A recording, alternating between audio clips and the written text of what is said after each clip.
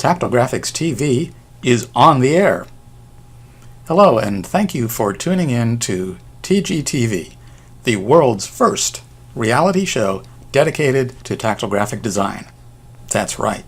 Someday, when the airwaves are flooded TG tonight with tactile graphic themed broadcasts, NYPD Tactile Unit. Hands off my graphic. Tooling time. Hey, can you feel it? Desperate transcribers. Feel factor. you can say you remember how it all began. Before we begin, I want to point out that there are several planning forms or checklists published which can help you organize your adaptation of a tactile graphic. They can help you organize your approach so you develop good habits to follow every time out. These videos are not a checklist. We're not presenting best practices or a sequence of steps to follow every time.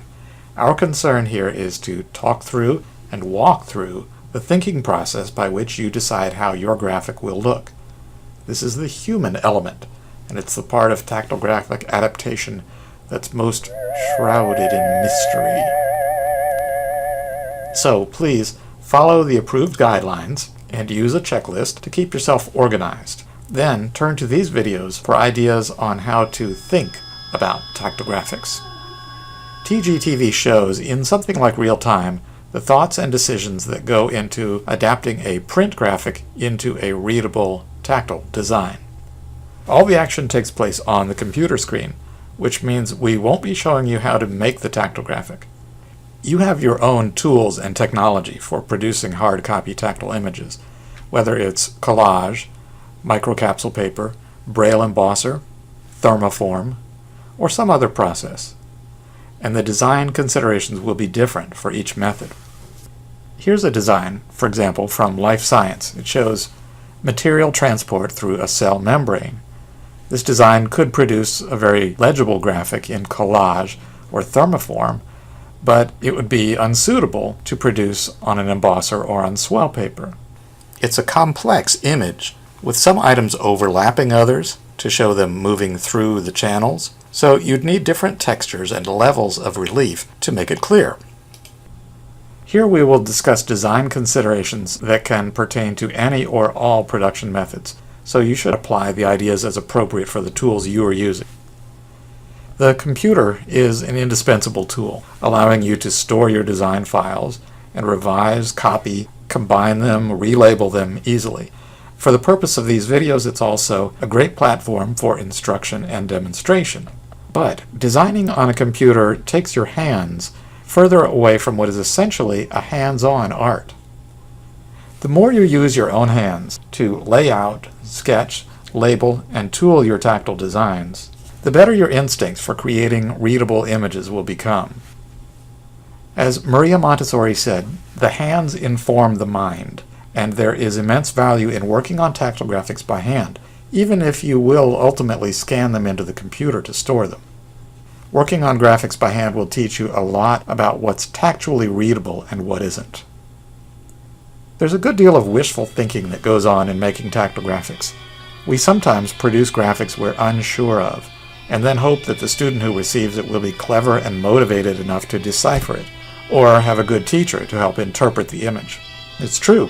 These are essential components of learning from tactile images, but if we use our own hands and are honest in appraising our own work, we'll get better at producing graphics we feel confident about. Okay guys, that's enough. Using our hands, for example, we can appreciate the 1/8 inch rule, which states that features in a tactile graphic need a certain amount of space between them to be tactually discernible. Here we have a segment of a ruler showing inches and centimeters, and the centimeters are divided up into 10 small increments, or millimeters each, way too close together, way too small to be tactually discernible or useful. So for the tactile adaptation, we use our magic morphing technology, and it turns into a usable centimeter ruler with half-centimeter increments. We also come to understand, using our hands, how one texture pattern may be loud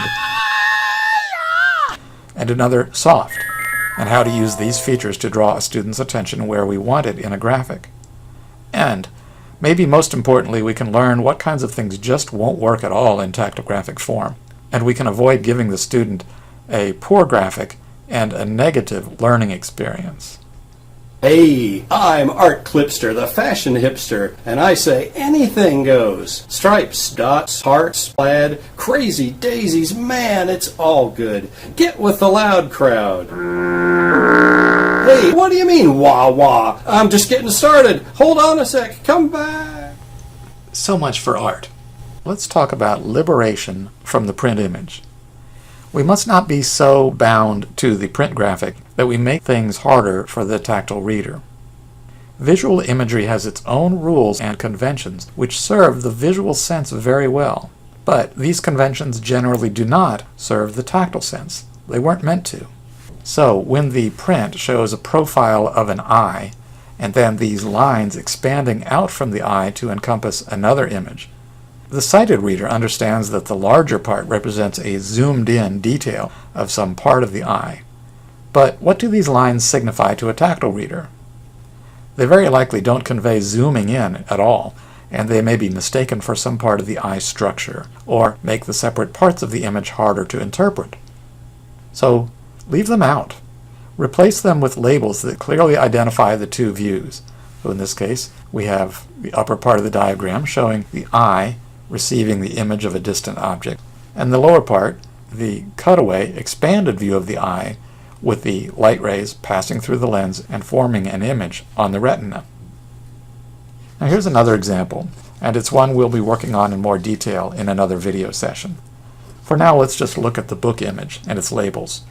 It describes a study that was done on glacial ice movement, and it shows how measurements were taken at 3 different times. The authors chose to show the 3 measurements in 3 separate images, and then to show them again combined into one image. When we examine the combined image, we find it has no new information that's not contained in the separate images. Seeing that it would be a challenging tactile graphic to design, and especially to read, with all this information packed in together, the best thing to do is to leave this part out of the diagram. Here again, we're applying our own intelligence to the print image, and not just mechanically reproducing it, in order to make a better learning experience for the student who receives our work. Well, this wraps up the introduction to Tactile Graphics TV. In each of the coming episodes, we'll present 1 or 2 practices to get the discussion rolling. Whether you agree, disagree, or just want to nominate TGTV for an Emmy Award, we'd love to hear from you. 2012. Written and narrated by Fred Otto, Tactile Learning Project Leader, American Printing House for the Blind, using CorelDRAW, PowerPoint, and Camtasia software, and cheap clip art. Hold on a sec, come back.